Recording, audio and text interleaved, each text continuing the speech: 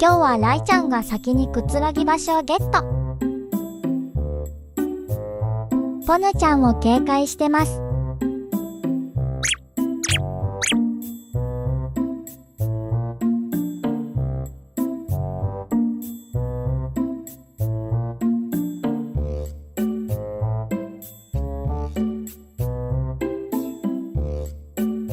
ライちゃん爪が出てますよ。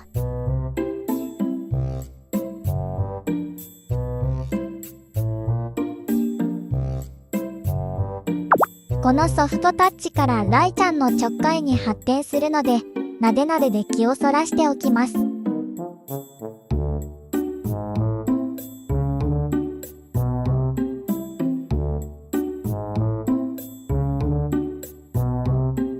まだちょっと警戒してるポニョちゃん、少し固まってます。